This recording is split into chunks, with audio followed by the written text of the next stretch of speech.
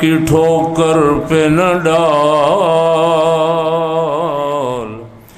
جھڑکیاں کھائیں کہاں چھوڑ کے صدقہ تیرا۔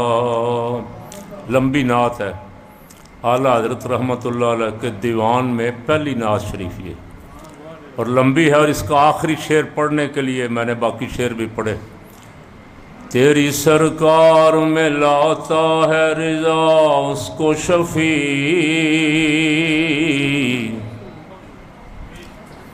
اب ایک نائک پاکستان میں آیا ہوا ہے، وہ کہتا ہے وسیلہ مانگنا شرک ہے،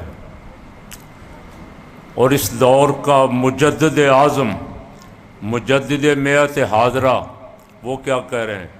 تیری سرکار میں لاتا ہے رضا اس کو شفیع، تیری سرکار میں لاتا ہے رضا اس کو شفیع، جو میرا غوث ہے اور لاڈلا بیٹا تیرا، جو میرا غوث ہے اور لاڈلا بیٹا تیرا۔ واہ کیا مرتبہ غوث ہے بالا تیرا، اونچے اونچوں کے سروں سے قدم اعلیٰ تیرا۔ اور سر بھلا کیا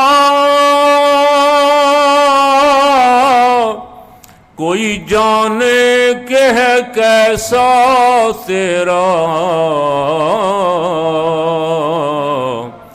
اولیاء ملتے ہیں آنکھیں وہ ہے تلوہ تیرا۔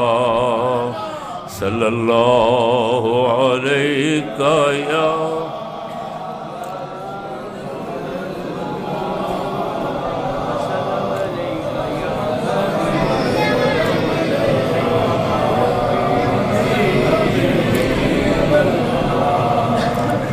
حکیم الامت حضرت قبلہ مفتی احمد یار نعیمی رحمۃ اللہ علیہ،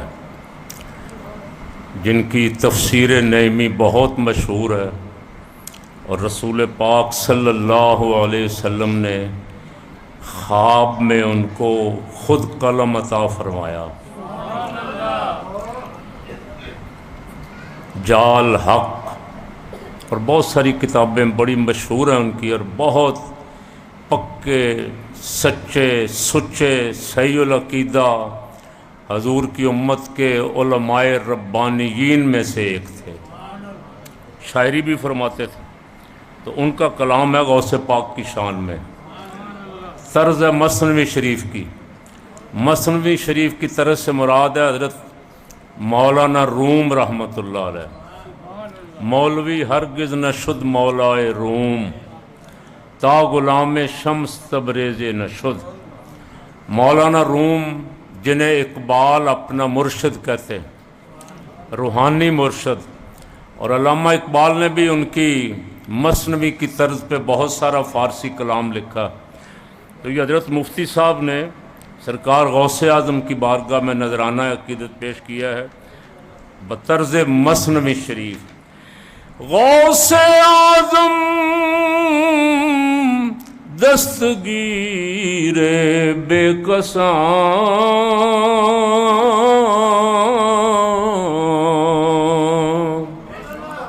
اونچی کہہ دیں، اور یہ ہمیں بابا جی نے بتایا، کیوں جی؟ غوث پاک کی عظمتیں اور شانیں انہوں نے ہمیں سمجھائی۔ غوث اعظم دستگیر بے کساں،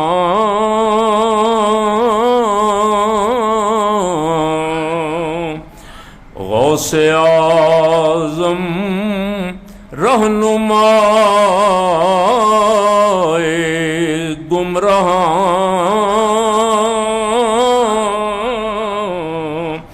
غوث اعظم بے کسوں کے داد رس،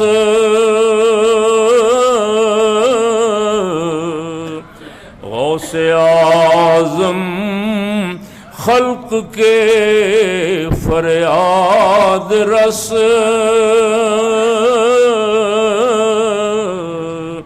غوث اعظم گلشن زہرا کے پھول،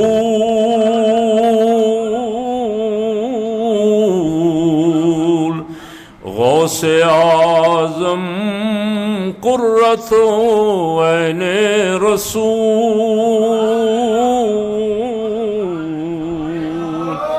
غوث اعظم ڈوبتوں کے ناخدا،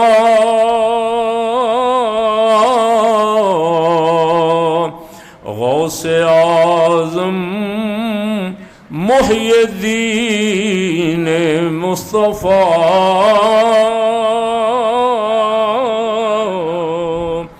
غوث اعظم شاہ باز لا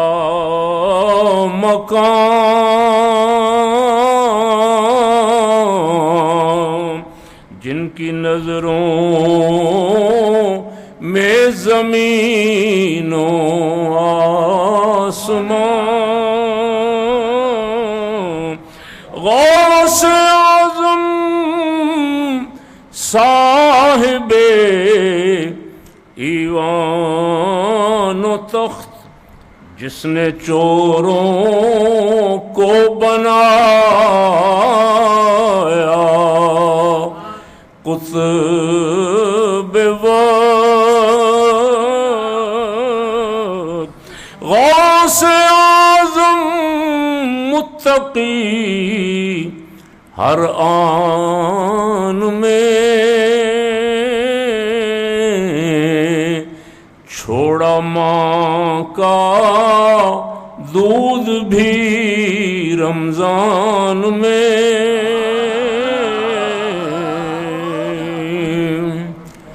حمد و صلات اور منقبت حضور غوث اعظم شہنشاہ بغداد رضی اللہ تعالیٰ عنہ کے بعد قرآن پاک کی کوئی 5-6 آیتیں میں نے تلاوت کی ہیں۔ پہلی آیت مبارک میں ارشاد فرمایا ایمان والو اللہ سے ڈرو اور اس کی طرف وسیلہ تلاش کرو، وابتغوا الیہ الوسیلہ وجاہدوا فی سبیلہ، اور اللہ کی راہ میں جہاد کرو تاکہ تم کامیاب اور کامران ہو جاؤ۔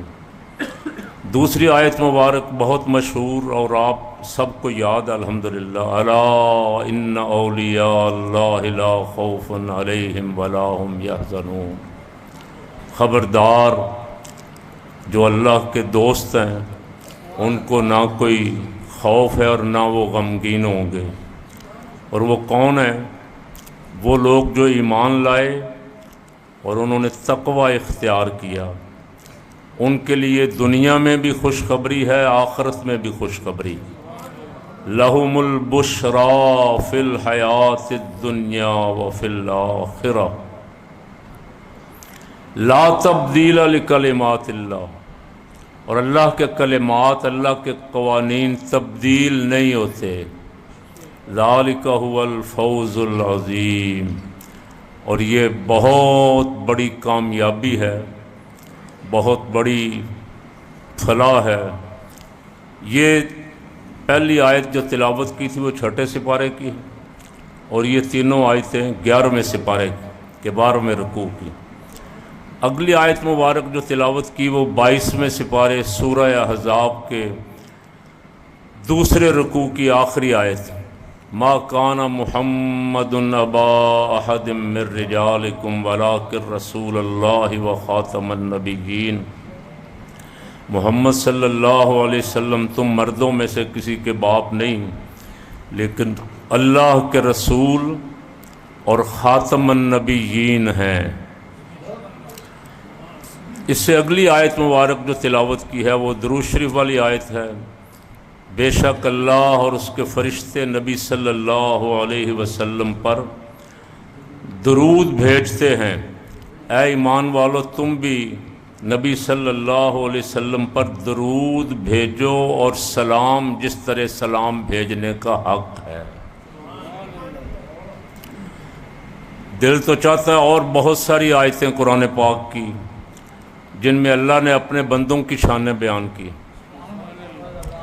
ایک بندہ کہے کہ میں بہت بڑا سکالر ہوں، میں مناظرے کرتا ہوں، میں غیروں کو کلمہ پڑھاتا ہوں، اور اس کو خود قرآن پاک کی ابتدائی تعلیمات کا بھی علم نہ ہو، تو افسوس ہے اس کے سارے ان دعووں پہ۔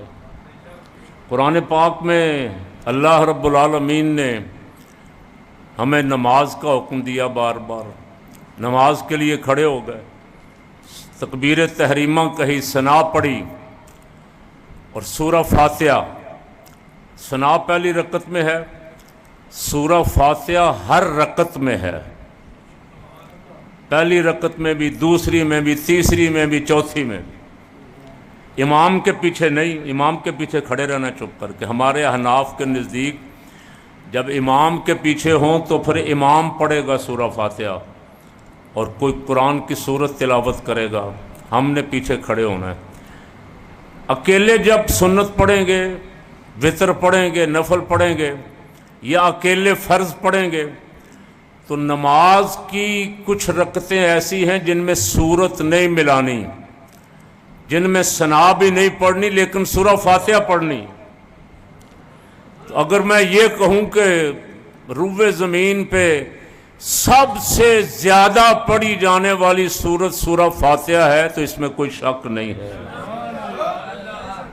نماز ہم بھی پڑھتے ہیں، دوسرے بھی پڑھتے ہیں، تیسرے بھی پڑھتے ہیں، چوتھے بھی پڑھتے ہیں، سب پڑھتے ہیں۔ لاکھوں کروڑوں مسلمان، کو حرم شریف میں، کوئی مسجد نبوی شریف میں، کوئی داتا دربار، کوئی بغداد شریف میں، کوئی حسنین آباد کی روحانی مسجد میں، جو بھی نماز پڑھتا ہے سورہ فاتحہ پڑھتا ہے۔ تو سورہ فاتحہ میں اللہ کریم نے فیصلہ فرما دیا کہ جب نماز میں میری بارگاہ میں کھڑے ہو جاؤ تو سورہ فاتحہ کو سورہ دعا بھی کہا گیا، سورۃ الدعا، اور سورہ شفا بھی کہا گیا، فاتحۃ الکتاب بھی کہا گیا، ام الکتاب بھی کہا گیا، سبع مثانی بھی کہا گیا۔ تو اس سورہ مبارکہ میں جو ہر شخص نے پڑھنی ہے، کوئی سنی ہو کوئی غیر سنی ہو، ہر رکعت میں پڑھنی ہے، کھڑے ہو کے اللہ کے حضور دعا کر رہا ہے، اہدنا الصراط المستقیم صراط الذین انعمت علیہم غیر المغضوب علیہم ولا الضالین۔ اونچی آواز سے سبحان اللہ۔ اچھا، اس کی جگہ اگر میں یہ کہہ دوں پہلا سپارہ قرآن کی سورہ نمبر 1 آیت نمبر 2 ورس نمبر 3 فلو، تو اس کا بھی کوئی ثواب ملے گا؟ اگر یہ پڑھوں، پڑھنے کا ثواب ملے گا یا نمبر بتانے کا ثواب ملے گا؟ بولیں تو صحیح ہے۔ پڑھنے کا ملے گا، سننے کا بھی ملے گا۔ آیت نمبر 22 اور سپارہ نمبر 23 کہنے کا ثواب کوئی ثواب نہیں، کہیں بھی نہیں، اور پڑھنے کا ثواب ہر جگہ موجود ہے، سننے کا بھی موجود ہے۔ جتنا پڑھنے والے کو ثواب مل رہا اتنا سننے والے کو بھی مل رہا ہے۔ پڑھنے والا ایک ہے، مسجد نبوی شریف میں یا مسجد حرام میں یا داتا صاحب یا غوث پاک کی بارگاہ میں پڑھنے والا ایک امام مصلی پہ کھڑا ہے، پیچھے لاکھوں کھڑے ہیں، پڑھ ایک رہا ہے، ثواب لاکھوں کو مل رہا ہے۔ سورت اتنی برکت والی ہے، یا اللہ پاک ایمان بھی لے آئے، تیری بارگاہ میں حاضر بھی ہو گئے، سیدھے رستے پہ بھی آ گئے، نماز پڑھ رہے ہیں، لیکن پھر فرما رہا ہے کہ دعا کرو یا اللہ سیدھے رستے پہ چلا۔ تو سیدھا رستہ ہے کون سا؟ شیعہ کہتا ہے ہمارا رستہ سیدھا رستہ ہے، دیوبندی کہتا ہے ہمارا رستہ سیدھا رستہ ہے، ذاکر نائک کہتا ہے میرا رستہ سیدھا رستہ ہے، اہل حدیث کہتے ہیں ہمارا رستہ سیدھا رستہ۔ تو یا اللہ سیدھا رستہ ہے کون سا؟ تو آگے اللہ کریم نے اسی صورت میں خود وضاحت فرما دی۔ تو یہاں پھر وہی سوال آتا ہے، ایک تو اچھا کہا کیا؟ کہا ڈاکٹر نے یہ کہا کہ قرآن میں 26 آیتیں ہیں جن میں وسیلے سے منع کیا گیا ہے۔ ایک حافظ صاحب نے کہا، ایک حافظ صاحب بیٹھے ہوئے تھے، انہوں نے کہا جی ڈاکٹر صاحب ایک آیت سنا دیں، قرآن کی ایک آیت سنا دیں جس میں وسیلے سے منع کیا گیا ہے۔ تو کہا اچھا مجھے اپنا ای میل نمبر دے دیں، میں آپ کو ای میل کر دوں گا۔ تو میں نے جمعے میں کہا، میں نے کہا اگر کوئی غیرت ایمانی ہے تو میرے سامنے آ کے بیٹھ، میں تمہیں 26 آیتیں وسیلے والی سناتا ہوں۔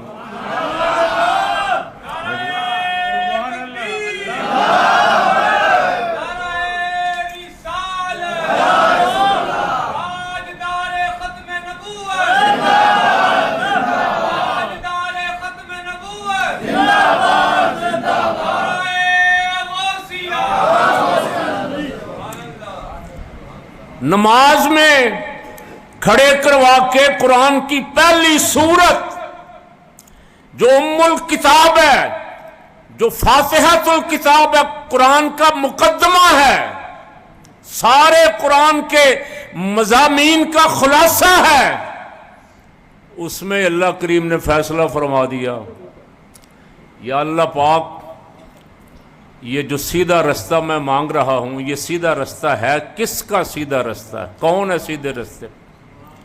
ارشاد فرمایا صراط الذین انعمت علیہم غیر المغضوب علیہم ولا الضالین۔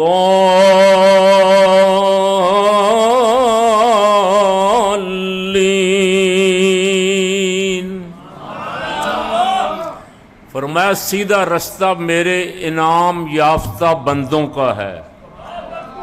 وہ انعام یافتہ یہ ہیں، کیوں جی؟ کسی مسلک کے پاس یہ اللہ کے نیک بندے نہیں ہیں، وہ مانتے ہی نہیں، وہ ولیوں کو مانتے ہی نہیں، اور ولیوں کا وجود جو ہے وہ مسلک کے اہل سنت کے حق ہونے کی دلیل ہے۔ فرمایا ان کا رستہ مانگو جن پہ انعام فرمایا ہے۔ اب یہاں بھی یہ آپ نے سنا ہوا، پہلے بھی یہاں بھی جھگڑا ہو سکتا تھا، وہ کہتا ہم انعام یافتہ ہیں، ہم کہتے ہم انعام یافتہ ہیں۔ تو آئیں بھئی اللہ سے پوچھ لیتے ہیں یا اللہ انعام یافتہ ہیں کون؟ تو ارشاد فرمایا وَمَن يُطِعِ اللَّهَ وَالرَّسُولَ فَأُولَئِكَ مَعَ الَّذِينَ أَنْعَمَ اللَّهُ عَلَيْهِم مِّنَ النَّبِيِّينَ وَالصِّدِّيقِينَ وَالشُّهَدَاءِ وَالصَّالِحِينَ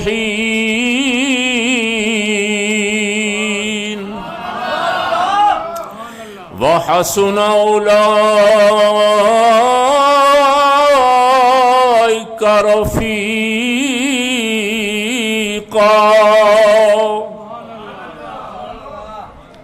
تقریر شروع کیے مجھے ابھی 15 منٹ ہوئے، کو 15 آیتیں میں تلاوت کر چکا ہوں۔ اب بھی اگر لوگ کہیں کہ سنی کرامتیں اور حکایتیں سناتے ہیں، قرآن نہیں سناتے، تو ان کی مرضی ہے، کیوں جی؟ فرمایا جو اللہ اور اس کے رسول کی فرما بردار ہیں، اطاعت کرنے والے ہیں، وہ لوگ روز قیامت انعام یافتہ بندوں کے ساتھ ہوں گے۔ انعام یافتہ بندوں کی جماعت کا نام ہے نبیین، دوسرا نمبر صدیقین، تیسرا نمبر والشہداء، چوتھا نمبر والصالحین، اور پانچواں نمبر وَحَسُنَ أُولَئِكَ رَفِيقًا۔ ہم اس پانچویں کیٹیگری میں ہیں، ہمارا صالح ہونے کا بھی کوئی دعویٰ نہیں، شہادت کی دعا کرتے رہتے ہیں اللہ شہادت کی موت عطا فرما دے، اس لیے کہ شہید اللہ کے پسندیدہ ہے۔ حضور رحمت عالم صلی اللہ علیہ وسلم شہادت کی دعا کیا کرتے تھے۔ شہادت آخری منزل ہے انسانی سعادت کی، وہ خوش قسمت ہے مل جائے جسے دولت شہادت کی۔ 42,000 فلسطینی شہید ہو چکے ہیں، کامیاب ہوگا یا ناکام ہوگا؟ 42,000 شہید ہو چکے ہیں لیکن چیخیں نہیں ماری انہوں نے۔ اسرائیل کو کل ایک اٹیک ہوا ہے حزب اللہ کا، جس میں کوئی 25-30 مرے ہیں فوجی کمانڈوز، کوئی 80-90 زخمی ہوئے ہیں۔ اسرائیل میں چیخوں کی آوازیں آ رہی، بھاگ دوڑ شروع ہو گئی۔ ویزے ویزے تو ان کے ہیں، کوئی روس سے آئے ہوئے یہودی، کوئی امریکہ سے آئے ہوئے یہودی ہیں، کوئی جرمنی کے، کوئی فرانس کے، چیخیں مار رہے ہیں۔ میں نے کہا جن کے 42,000 شہید ہوئے ہیں ان کو اللہ نے صبر و استقامت عطا فرمائی۔ کیوں؟ اس لیے کہ ان کو پتا ہے یہاں شہادت کی موت آئی، اور یہ شہادت کی موت آتے ہی پہلا انعام جو ملا وہ دیدار خدا ہوا، دوسرا انعام ملا جمال مصطفیٰ نظر آ گیا۔ تو ساری دنیا کی دولتیں ایک طرف، جمال خدا و مصطفیٰ ایک طرف، کیوں جی؟ تیسرا انعام میں یہ ملا کہ فرمایا خون کا قطرہ زمین پہ گرنے سے پہلے جنت میں پہنچ گیا۔ ہمارے گھر، ہمارے مکان سخت گرمیوں میں لوڈ شیڈنگ ہو جائے، یو پی ایس خراب ہو جائے، جنریٹر کام نہ کرے تو لگتا ہے جہنم بن گئے، کیوں جی؟ کبھی کبھی سردیوں میں ایسا ہوتا ہے گیس کا ہیٹر کھلا رہ گیا، پتہ لگا سارے گھر والے موت کی نیند سو گئے، گیس کی وجہ سے بے ہوش ہو گئے اور صبح کوئی بھی نہیں اٹھا۔ تو ہمارے گھر کوئی 5 مرلے کا، کوئی 10 مرلے کا، اور جنتی جو جنت میں جاتا ہے حضور نے فرمایا اسے پتہ کتنی زمین ملے گی، اور زمین بھی کہاں کی؟ جنت کی، اونچی کہہ دیں۔ مدینہ طیبہ میں حضور نے فرمایا ما بین بیتی و منبری روضۃ من ریاض الجنہ، یہ گھر مبارک، یہ منبر، درمیان میں جو جگہ ہے، فرمایا یہ جنت کے باغوں میں سے ایک باغ ہے، اونچی کہہ دیں۔ اسے ہم کہتے ہیں ریاض الجنہ۔ کیا کہتے ہیں؟ جب سے دیکھا ہے نیازی وہ ریاض الجنہ، ہم تو گھر بیٹھے ہی جنت کا مزہ لیتے ہیں، ہم تو گھر بیٹھے ہی جنت کا مزہ، اونچی پڑھ لیں، ہم تو گھر بیٹھے ہی جنت کا مزہ، اور جب کہیں سے بھی نہیں ملتی سکون کی دولت، تیرے دیوان تیری بزم سجا لیتے ہیں۔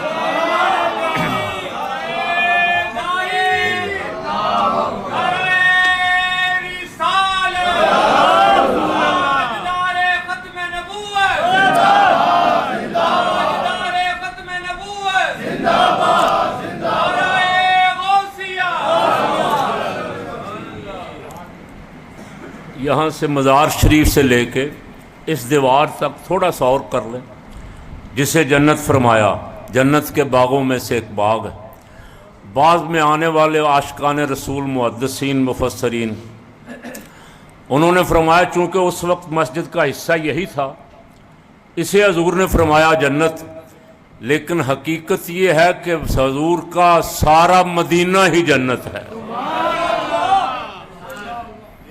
بعض نے کہا پوری مسجد نبوی، یہ جہاں تک وسیع ہوتی جائے گی، جو شہر اس وقت تھا وہ سارا شہر مسجد نبوی میں آ گیا، مسجد نبوی وسیع ہوتی رہے گی قیامت تک، جتنی زمین مسجد نبوی میں آئے گی ساری جنت۔ اور اس سے اگلے عاشقوں نے کہا نہیں، سارا مدینہ ہی جنت۔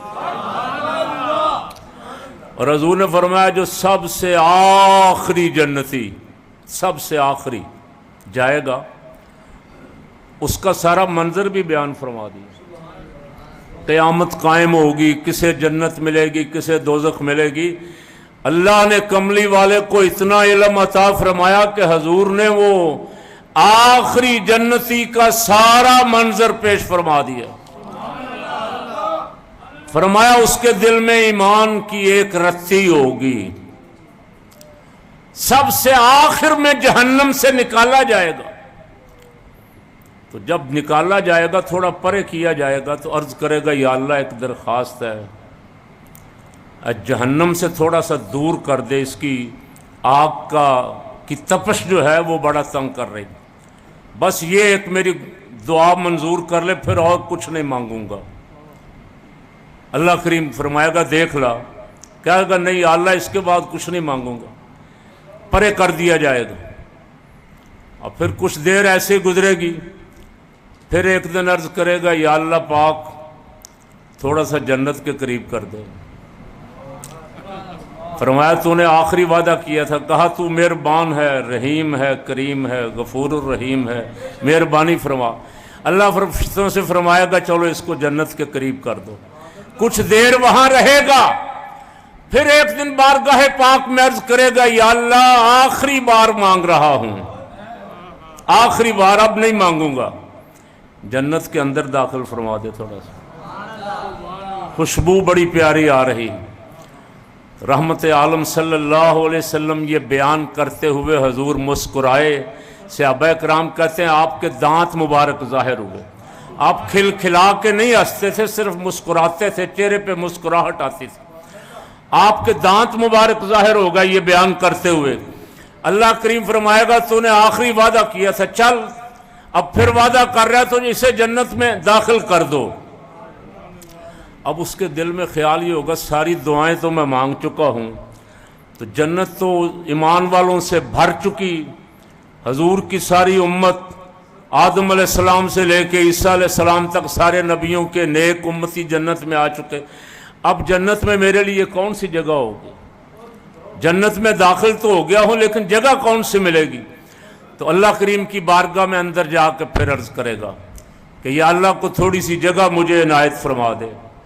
تو رب کریم فرمائے گا تو نے پھر اپنے وعدے سے تجاوز کیا، عرض کرے گا یہ آخری بار ہے۔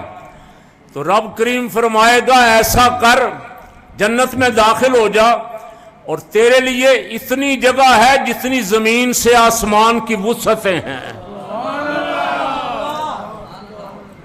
وہ کہے گا یا اللہ تو میرے ساتھ استہزاء مذاق کر رہا ہے، اتنی جگہ کہاں پڑی ہوگی؟ یعنی سب سے آخری جنتی جو ہے، جو دوزخ سے سب سے آخر میں نکالا جائے گا، اسے بھی جنت میں اتنی وسیع جگہ ملے گی جتنی زمین و آسمان کی وسعتیں ہیں۔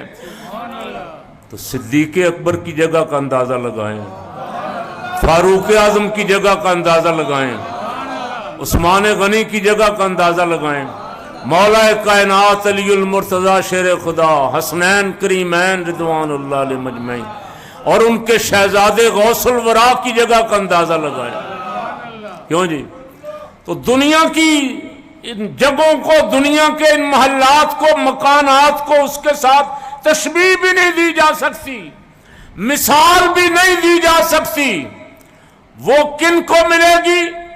غلامان مصطفیٰ کو صلی اللہ علیہ وسلم، غلامان مصطفیٰ۔ سبحان اللہ۔ قرآن پاک ارشاد فرما رہا ہے، ہاں میں عرض کر رہا تھا 4 گروہ بیان فرمائے، نبیین، صدیقین، شہداء اور صالحین۔ 5ویں گروہ میں ہمیں رکھا، فرمایا یہ 4 خوش نصیب ہیں جن پہ اللہ کا انعام نازل ہوا ہے، اور 5ویں خوش نصیب وہ ہیں جو ان سے دوستی کر لیں، جو ان سے محبت کرنے والے ہیں۔ وَحَسُنَ أُولَئِكَ رَفِيقًا۔ قیامت والے دن اللہ کی عزت کی قسم 1000 دانشور بھی آ کے سامنے بیٹھ جائیں تو فقیر کا موقف یہ ہے، بہت سارے نمازی ایسے ہوں گے جن کی نمازیں منہ پہ ماری جائیں گی، کچھ کے روزے منہ پہ مارے جائیں گے، کچھ کے حج نہ مقبول ہوں گے، کچھ کی زکوٰۃ نہ مقبول ہوگی، لیکن اللہ والوں کی دوستی مقبول ہی مقبول ہوگی۔ اللہ اپنے دوستوں کی لاج رکھے گا قیامت دن۔ غوث پاک میں نے پچھلے سال بھی عرض کیا تھا، فرماتے ہیں میں اکیلا نہیں جاؤں گا۔ کیوں جی؟ اور جمعہ پہ میں نے عرض کیا امتوں میں سب سے بڑی تعداد حضور کی امت کی ہوگی، اور امت میں سے کسی گروہ کی جو گروہ سب سے زیادہ ہوگا وہ غوث پاک کے مریدوں کا ہوگا۔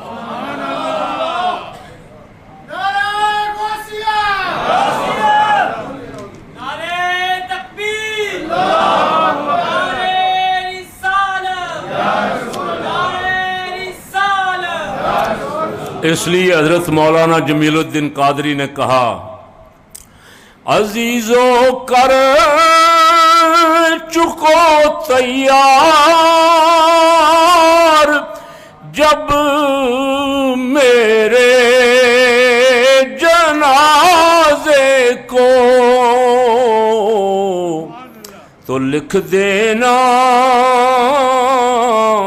کفن پر نام والا غوث اعظم، تو لکھ دینا، کہہ دیں تو لکھ دینا کفن پر نام والا غوث اعظم، تو لکھ دینا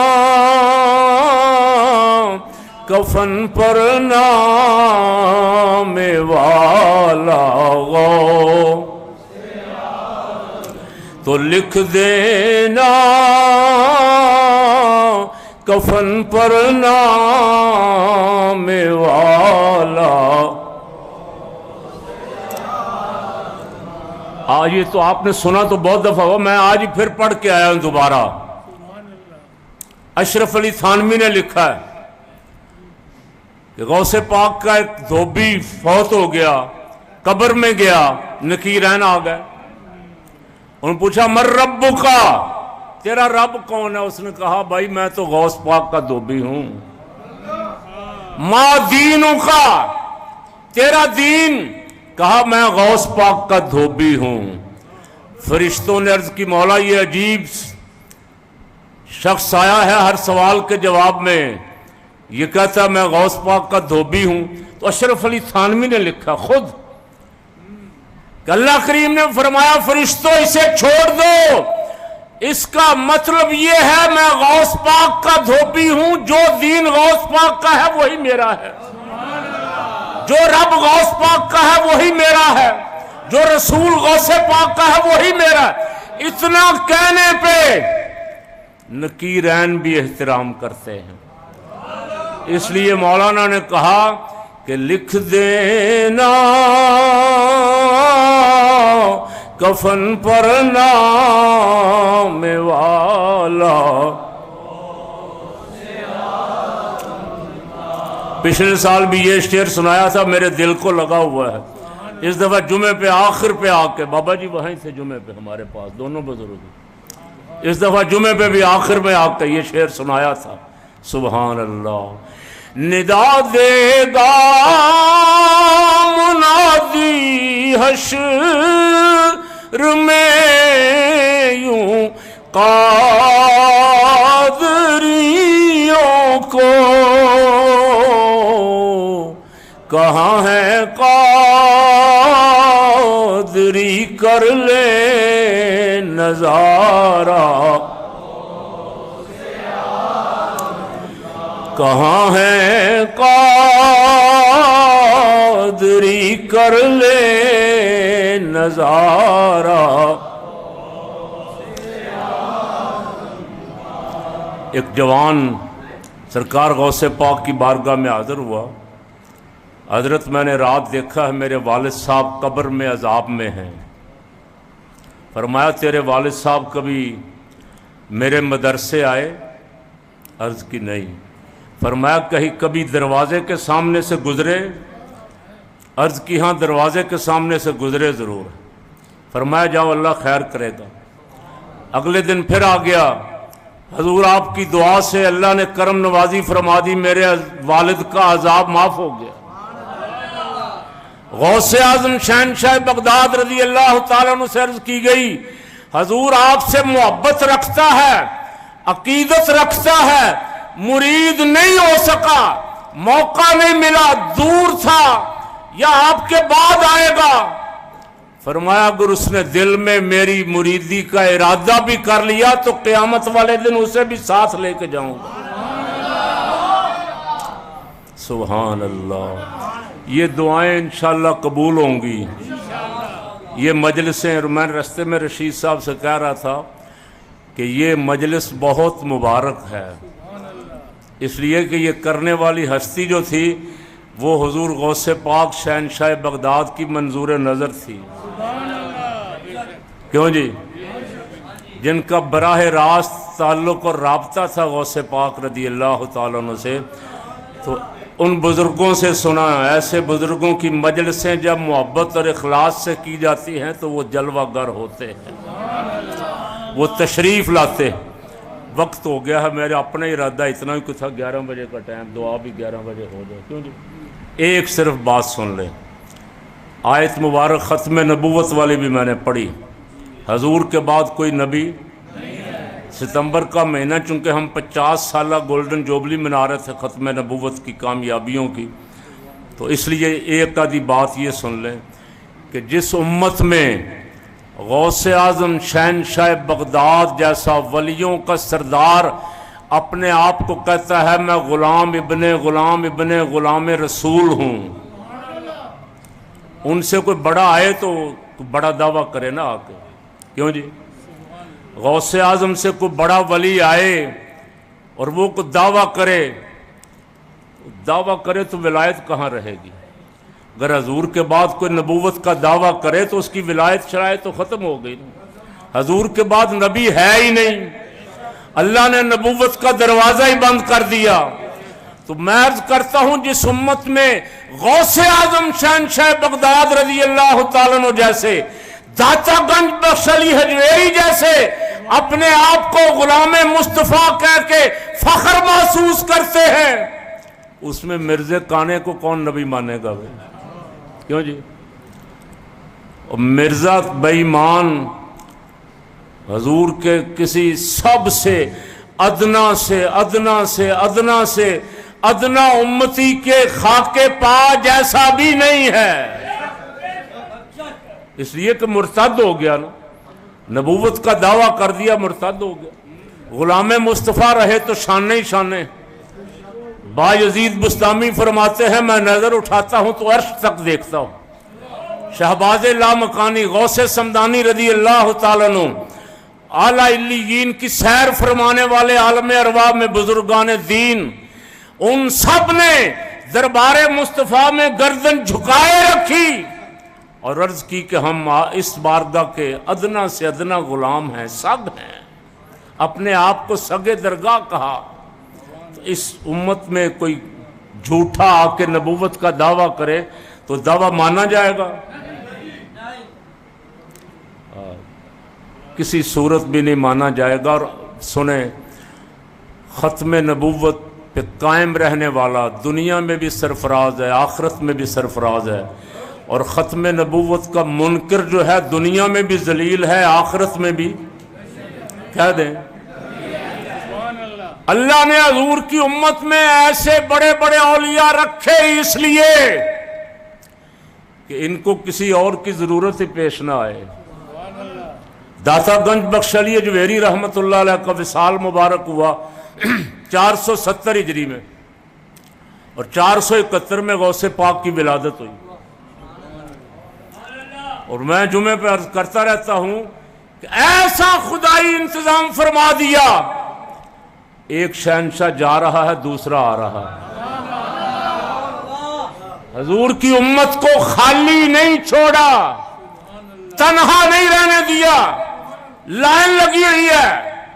اتنے اولیاء اللہ ہیں حضور کی امت میں، اتنے کثیر تعداد میں اولیاء اللہ ہیں کہ باقی میرا خیال ساری امتیں ایک طرف اکٹھی ہو جائیں، حضور کی امت کے ولیوں جتنے بھی نہیں ہوں گے۔ حضور کی امت میں ولی اتنے، فرمایا 40 مسلمان اکٹھے ہو جائیں ان میں ایک ولی ضرور ہے۔ فرمایا خواہ اسے اپنی ولایت کا پتہ ہو یا نہ ہو، اللہ کی کتابوں میں، اللہ رب العالمین کے کاغذوں میں وہ ولی لکھا ہوا ہے، یہ ولی ہے۔ اور ویسے آپ سے سوال کرتا ہوں، غوث پاک کی مجلس سننے والے 70,000 یا 90,000 ولی تھے یا نہیں تھے؟ کیوں جی؟ مجلس غوث میں بیٹھنے والے جتنے تھے ولی تھے، ایک سے ایک بڑھ کے ولی تھے۔ واز غوث پاک کا سنتے تھے، زیارت حضور کی کرتے تھے۔ تو غوث اعظم شہنشاہ بغداد کا فیض جاری و ساری ہے، باقی بزرگوں کا عرس سالانہ، غوث پاک کا ماہانہ، کیوں جی؟ اور باقیوں کا عرس ایک، غوث پاک کے عرس ان گنت، ہر مسجد میں عرس ہو رہا ہے۔ 11ویں شریف، چھوٹی 11ویں، بڑی 11ویں، ہر مسجد میں ہر مہینے غوث پاک کا عرس ہو رہا ہے۔ یہ وعدہ الہی ہے، اللہ نے وعدہ کیا، جن بندوں نے میرا ذکر کیا ہے ان کا ذکر بھی ہوتا رہے گا، ان کا ذکر بھی اللہ رب العالمین اسی طرح زندہ و پائندہ رکھے گا۔ فَاذْكُرُونِي أَذْكُرْكُمْ، تم مجھے یاد کرو میں تمہارا چرچا کروں گا۔ حضرت صاحب رحمۃ اللہ علیہ کو وصال فرمائے کتنے سال ہو گئے؟ 36 سال ہو گئے، کیوں جی؟ محفل مبارک اسی طرح جاری، ماہانہ بھی اور سالانہ بھی، اور روحانیت سبحان اللہ، اس لیے کہ کنیکشن بغداد شریف سے ملا ہوا، ڈائریکٹ کنیکشن ملا ہوا، عرس آج وہاں بھی ہو رہا ہے، اور جہاں جہاں بھی ہو رہا ہے وہاں بھی نگاہ کرم ہے غوث پاک رضی اللہ عنہ۔ اللہ کریم ہمیں ہمیشہ ان کے محبت کرنے والوں میں رکھے، روز قیامت ان کے ساتھ حشر فرمائے۔ درود شریف پڑھیں ایک دفعہ۔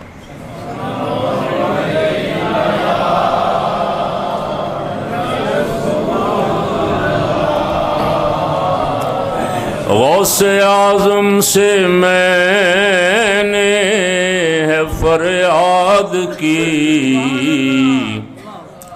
دور ایک گام بھی اب کنارہ نہیں۔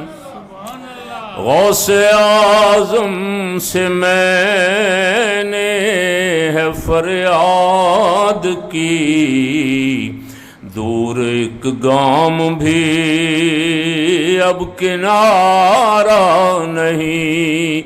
میرے فریاد رس شاہ جیلان ہے، کیوں کہوں میرا کوئی سہارا نہیں۔ میرے فریاد رس شاہ جیلان ہے، کیوں کہوں میرا کوئی سہارا نہیں۔ کون کہتا ہے مجھ کو کہ نادار ہوں،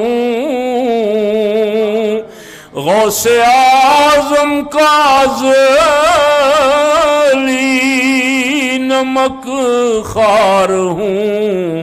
یہ تو مانا کہ بے حد گناہگار ہوں، پر خدا کی قسم بے سہارا نہیں۔ یہ تو مانا کہ بے حد گناہگار ہوں، یہ تو مانا کہ بے حد گناہگار ہوں، پر خدا کی قسم بے سہارا نہیں۔ ایک کلی باغ میں مسکراتی نہیں،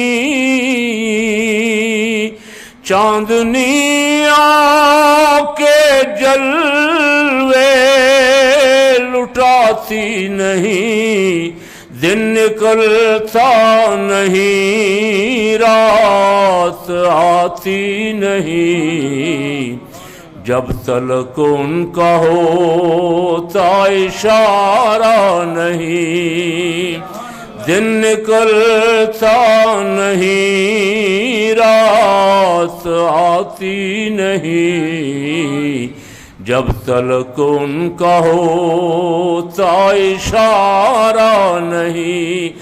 اب تو آقا نگاہ کرم کیجئے، میرے غم کی خدا را دوا دیجئے، اپنے حافظ کو در پر بلا لیجئے، دور قدموں سے اب تو گزارا نہیں، اپنے خادم کو در پہ بلا لیجئے، دور قدموں سے اب تو گزارا نہیں۔ اللہ غوث پاک کا صدقہ غزہ کے مجاہدوں کو فتح و نصرت عطا فرمائے، اسرائیل کو نیست و نابود فرمائے۔ غوث پاک شہنشاہ بغداد کا صدقہ وہ وقت جلد لائے کہ ہم مسجد اقصی اور بیت المقدس میں حاضری دیں۔ وما علینا الا البلاغ۔